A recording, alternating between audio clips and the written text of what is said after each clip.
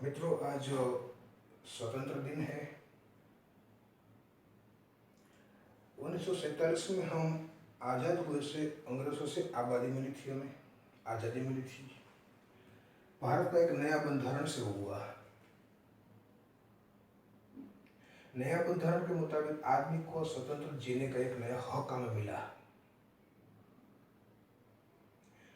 आर्थिक दृष्टिकोण से, सामाजिक दृष्टिकोण से, राजकीय दृष्टिकोण से ये सब ठीक था, लेकिन मानसिक दृष्टिकोण का क्या? गुलामी आज भी हमारे चित्त में इतनी की इतनी भरी हुई पड़ी है। कोई मुक्तता हमने चाही नहीं, तो स्वाभाविक ही है कि मुक्तता हमें कोई प्रदान करेगा नहीं। स्वतंत्रता छीननी पड़ती है, किसी ने दी हुई उधारी स्वतंत्रता से काम नहीं चलता। जो देता है वापस ले भी सकता है, उसमें तुम्हारा कोई योगदान नहीं होता। देने वाले का हाथ सदैव ऊपर रहता है, क्योंकि वो दाता बन गया और तुमने ले लिया तो तुम्हारा हाथ नीचे आ गया, उसका हाथ ऊपर चला गया। कल जरूरत नहीं होगी तो तुमसे अभी जब तुम खड़े हो वहां से चादर खींच लेगा। अभी जिस चादर के ऊपर का बैठाया है, वो चादर को खींचने में उसे कोई टाइम नहीं लगेगा। अभी हमें स्वतंत्रता दी गई है, लोकशाही के नाम के ऊपर हमारी मानसिक गुलामी वहीं की वहीं जगह पर ठहरी है। हमें लगता है कि हम मुक्त हुए, एक पार्टी को छोड़ा दूसरी को पकड़ा, गुलामी जारी है। चाहे लालच से वसूली करते हो, धन प्राप्ति के लिए करते हो, अपने बच्चे को प्रमोशन के लिए करते हो, कुछ भी हो, हमारी मस्तिष्क में गुलामी जारी है और वो गुलामी का पूरा वो लाभ उठाते हैं। स्वतंत्रता का मतलब ये होता है कि स्वतंत्र में जो आरूढ़ हो जाए। स्व का मतलब होता है शौक, आत्मा, चेतना, स्वयं स्फुरणा जहां से पैदा होती है, उसी में तंत्रता लाना है।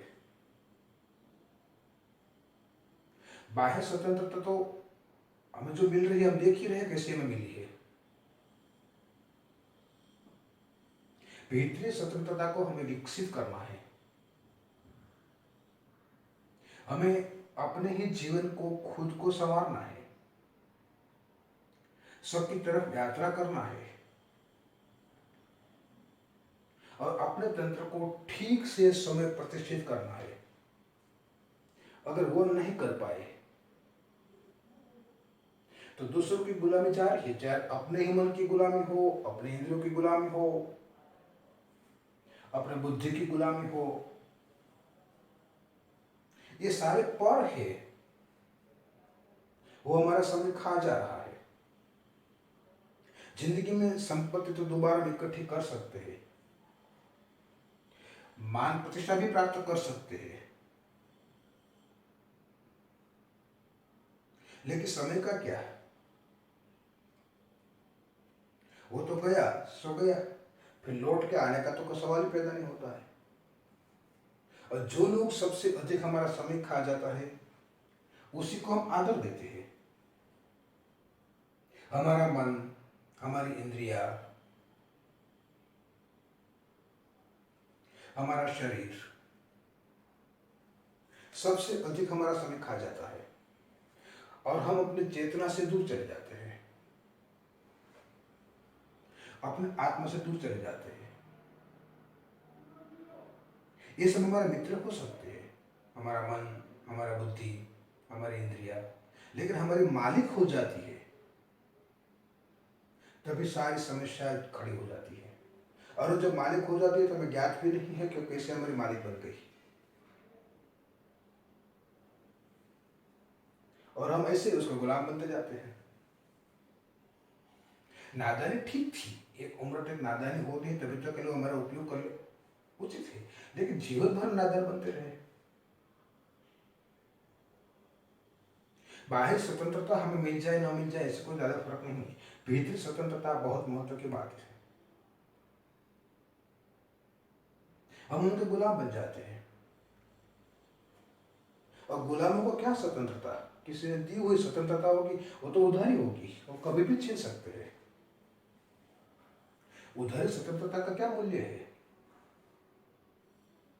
अभी दिया, जब उसको जरूरत पड़ेगी तो वहां पे खींच लेगा। स्वयं अपने चित्त को स्वतंत्र बनाए, अपने विचार को स्वतंत्र बनाए, अपने जीवन को स्वतंत्र बनाए, अपने शरीर अपने मन से मुक्तता की तरफ थोड़ा अभ्यास करे, तो अपनी स्वतंत्रता का पता चलेगा। तोता भी पिंजरे में गीत गाते हैं कि स्वतंत्रता स्वतंत्रता स्वतंत्रता, खुद को पता ही नहीं को पिंजरे में बंद पड़ा हुआ है, और मालिक के गीत गाते हैं, यशोगान गाते हैं मालिक के, क्योंकि लगता है कि मालिक ही मुझे भरण पोषण कर रहा है, तो स्वाभाविक ही है मालिक की गुलामी ज्यादा अच्छी लगती है। और गुलाम भी हम कैसे बने? कोई धार्मिक नेता के गुलाम बन जाते हैं, कोई राजकीय नेता के गुलाम बन जाते हैं, दूसरे को पकड़ पकड़ के ले आते हैं कि आओ यहां सबसे अच्छी गुलामी है, मेरे पक्ष में आओ, और पक्ष से यहाँ गुलामी ज्यादा अच्छी है, हम तो उसके गुलाम है ही है, और मुफ्त में हम उसका प्रचार प्रसार कर रहे हैं। धार्मिक नेता भी हाल है, वहां भी वही गुलामी जारी है, ऐसे मुफ्त में प्रचार प्रसार करने वाले का वहां उसको भी मिल जाते हैं। मजा है सबको, गुलामों को तो क्या स्वतंत्र ढंग से सोचना होता है, पकड़ पकड़ के ले आते हैं, और गुलामों को और गुलामों को, और एक भीड़ इकट्ठी करते हैं गुलामों की। जो ज्यादा गुलाम ले आते हैं वो गुलाम को प्रमोशन भी मिल जाते हैं। अब गुलाम के प्रमोशन से क्या महत्व रहा मित्र? हो सकता है एक तोते को पिंजरे में पूरा हो, वो लोहे का हो, ज्यादा गुलामी की, मालिक के पास सब पर आजादी आ गई, तो पिंजरा उसने बदल दिया, स्वर्ण से रख दिया, तो चांदी का रख दिया, क्या फर्क पड़ा? पिंजरा तो बना ही रहा ना, चाहे लोहे का पिंजरा हो, चाहे चांदी का हो, चाहे स्वर्ण का हो, इनसे क्या फर्क पड़ा? पिंजरा तो कायम जारी रहा ना। हम सोच ही नहीं सकते अपने दिमाग से कि हम क्या कर रहे हैं। कल आ जाएंगे, 15 अगस्त है, राष्ट्रध्वज के ऊपर सलाम करेंगे, अच्छा करो, कोई इतरार थोड़ा है, आजादी का प्रतीक हमने चुना है तो करना भी चाहिए। लेकिन अगर जहां राष्ट्रध्वज हो रहा है तो इतनी सिक्योरिटी की जरूरत क्यों पड़ती है? क्योंकि राजकीय नेताओं ने, धार्मिक नेताओं ने कहीं ना कहीं गलत काम किया है। लेकिन यूरोप में देखो, कई देशों में राजकीय नेताओं साइकिल के घूमते हैं, और यहाँ हमारे संपत भी साइकिल के घूमना पसंद नहीं करता है, उसकी इज्जत चली जाती है, और हम उसके गुलाम उसकी प्रशंसा करते रहते हैं कि बड़े अच्छे आदमी हैं। देखो कल साइकिल थी, आज गाड़ी, 2-4 साल और रहेंगे तो 4 व्हीलर आएंगे, फिर भी हम यशोगान करेंगे, गजब के आदमी हैं हम। जहां राष्ट्रध्वज को सलाम करके राष्ट्रगीत गाया जा रहा है, किसी बच्चे ने गलती से अगर थोड़ा सा फटाका फोड़ दिया, देखो कितने लोग राष्ट्रभक्त रहते, कौन ध्वज बचाने के लिए वहां खड़े रहते हैं। पहले सब अपना बचाव करेगा, ध्वज का जो होना सो हो गए, अब पता चल जाएगा कि बच्चों ने फटाका फोड़ा था, ज्यादा कुछ नहीं, तो फिर लौट के आ जाएगा, फिर ध्वज को बचाने का कोई सोचेंगे। जो आदमी स्व की सेवा नहीं कर पाते हैं, जो आदमी स्व में प्रतिष्ठित नहीं होते हैं, जो आदमी दूसरों को आधीन रहना चाहते हैं, वो क्या राष्ट्रध्वज के गीत गाएगा? वो तो पिंजरे में पूरा एक पंछी है, उसको गीत सिखा दिया, वो गाते रहते, बस इससे ज्यादा कुछ भी नहीं। न कोई प्रेम है राष्ट्र बंधुओं के प्रति, न कोई करुणा है, न कोई भाव है, न कोई, इतना शोषण थोड़ा होते। आज जहां देखो वहां एक दूसरे का शोषण करते, भाई भाई का शोषण करते, पति पत्नी का, पत्नी पति का, बच्चों माँ बाप का, माँ बाप बच्चों का। जहां घर में ही भाईचारा नहीं है, वह राष्ट्र में भाईचारा कहां से आएगी? भाईचारा का तो सिर्फ नाम रख दिया हमने, इससे ज्यादा कुछ भी नहीं है। ठीक है, ध्वज का वंदन कर दिया, फिर क्या? अपने अपने कामों की राजकीय नेता प्रशंसा करेंगे, जो नहीं काम किया उसके बारे में एक शब्द भी नहीं बोलेंगे। जो गलत काम किया वो तो बात ही छोड़ दो, क्योंकि अच्छे 5-25 काम किए होंगे और गलत कितने किया उसका तो नाम नहीं, आप भी जानते हैं। अगर ये स्वतंत्रता है तो गुलामी किसको कहते हैं? आप उसी नेता की प्रशंसा करो, यही गुलामी है और क्या है? जानते हैं सब लोग कि कौन नेता क्या है। कोई भी पार्टी का उनसे मुझे कोई संबंध नहीं है। होंगे 1-2% भी अच्छे आदमी उसमें होंगे जिनको सेवा भाव से आए होंगे, उसकी समाज कदर भी करते हैं, बाकी का क्या? अगर तुम अपने से मित्रता नहीं की, अपने को जानने की कोशिश नहीं की, खुद को स्वतंत्रता के बारे में सोचा नहीं, तो तुम दूसरों को कैसे स्वतंत्रता दोगे? जो आदमी खुद स्वतंत्र रहना चाहते हैं वो दूसरे को परतंत्र करने का सोच भी नहीं सकता। जो पिता अपने जीवन को स्वतंत्र ढंग से जीना चाहते हैं वो पिता थोड़ा अपने बच्चे को कभी कोई कैद खाने में डालना चाहेंगे, सड़क के पीछे ले जाएंगे। लेकिन यहाँ ऐसे होता है, सब अधिकार जमाना चाहते हैं एक दूसरे के ऊपर। कोई मुक्त स्वतंत्रता विचार देना पसंद नहीं करते। आत्मा की तो बात ही दूर रह गई, स्वयं चेतना के उजागर की तो बात काफी दूर रह गई। जीवन शैली जहां उचित नहीं है वहां जीवन चेतना की बात कहां से आएगी?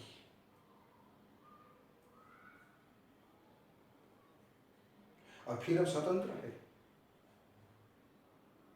एक आदमी अपने ढंग से, ठीक से, सच्चे हृदय से ये कहते हैं कि मैं जो भी सोचता हूं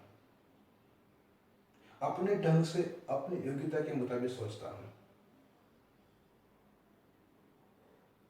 किसी के भी विचार से मैं नहीं सोचता हूं। ये सिर्फ और सिर्फ मेरा खुद का विचार है, मैंने निर्मित किया है, मैंने अपने भीतर खोजबीन की, मंथन किया है और मेरे भीतर से ही निकल रहा है। इसमें किसी का कोई हस्तक्षेप नहीं है। मैंने निर्माण किया है, मैं किसी के गुलाम नहीं हूं कि किसी का विचार यहां से ले लो वहां से ले लो। कितने आदमी इसे कह सकते हैं और फिर भी ये स्वतंत्र है, ये पर्व मना रहे हैं, खुशी की बात है, मनाना ही चाहिए। गुलाम को पर्व में होगा फिर क्या? और गुलामों को भी अपनी अपनी योग्यता के मुताबिक पद मिलता है तो उसको गर्व है कि देखो मालिक से करीब पहुंच गया, मैं श्रेष्ठ गुलाम हूं। अब तो यूनिवर्सिटी भी बोलती है, सर्टिफिकेट देती है तो नीचे लिखते हैं I am so and so university best servant. University भी नौकर बार पाड़ती है, गुलाम बार पाड़ती है। गजब हो गया। यहाँ की यूनिवर्सिटी आदमी जब बाहर निकलते थे, गुरुकुल से जब घर जाते थे तो गांव में उसका आदर सत्कार होता था कि चलो मेरे गांव में एक प्रतिष्ठित आदमी प्रशिक्षित होकर आए हैं, उसे हम आदर दे, हम उनसे कुछ सीखे क्योंकि काफी समय वहां रह के आया है, उन्होंने जीवन के कई रहस्यों को जाना होगा। हम उसके रहस्य को सीखे, आत्मसात करें, अपने जीवन के ढांचे को बदलने की कोशिश करें।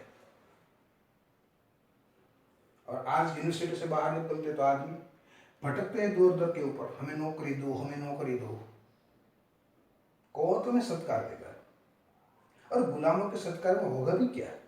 अगर एक गुलाम दूसरे गुलाम को सत्कार देगा तो वो सत्कार में क्या होगा? दोनों गुलाम है। एक छोटे बड़ा गुलाम है, एक बड़े गुलाम है। यूनिवर्सिटी के जो पदवी दे रहे वो भी तो किसी न किसी के गुलाम बने हुए हैं। उनके पास भी स्वतंत्र ढंग से कोई अपनी कुर्सी संभालने की योग्यता थोड़ी है। कई दाव पेच करके वो कुर्सी पर बैठे होते हैं और वहां से तो अच्छे काबिल आदमी पैदा करने की अपेक्षा रखोगे तो कहां से मिलेगी? ये पूरा गुलामी की जाल मनुष्य जाति पर बिछाई गई है और हम उस मुक्तता का विचार नहीं कलाएंगे, राष्ट्रध्वज फड़का देंगे, काम खत्म। सोचेंगे नहीं कि राष्ट्रध्वज के पीछे हार क्या है, हम कितने आगे बढ़े अपने विचारों में। ये मैं पर्सनल बात कर रहा हूं, मैं सामूहिक बात नहीं कर रहा हूं कि सबको बदलना है। खुद को बदलने की इच्छा वही मुझे सुने, दूसरे को बदलने की इच्छा मत करो। होता क्या है कि जब मैं बोलता हूँ, कई लोग होता है कि अपने को बदलने को छोड़ दो, तत्काल दूसरे के ऊपर अपना विचार थोपना शुरू करते हैं। इसका तो कोई मतलब नहीं है। अगर मेरे विचार भी आपको स्वीकार करना पड़ता हो तो ये भी मेरी गुलामी है। छोड़ दो मेरे विचार को, अपना विचार पैदा करो, अपने जीवन जियो, अपना ढांचा स्वयं बनाओ। मैं कोई अंतिम व्यक्ति तो नहीं हूँ, मेरे पीछे तो बहुत एक जंजीर है, एक छोटी सी जंजीर, एक मेरी छोटी सी कड़ी हूँ।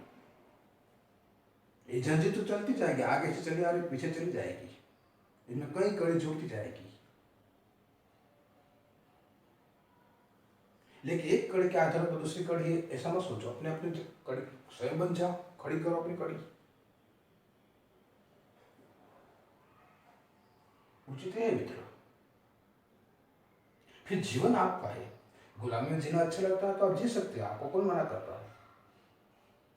अकेले जीने में थोड़ा साहस भी चाहिए, क्योंकि अकेले पड़ जाओगे, समाज से तुम दूर चले जाओगे, कोई तुम्हारे आसपास नहीं आएगा। मैं आज ही पढ़ रहा था तुम्हें वैज्ञानिक जीवन के बारे में। अब मोजार्ट जैसे संगीतकार को भूखे मरना पड़ा। पहली लिपि जो बनाई उसको भूखे मरना पड़ा। कोई समाज, कोई राजकीय नेता उसको सहयोग नहीं देते हैं,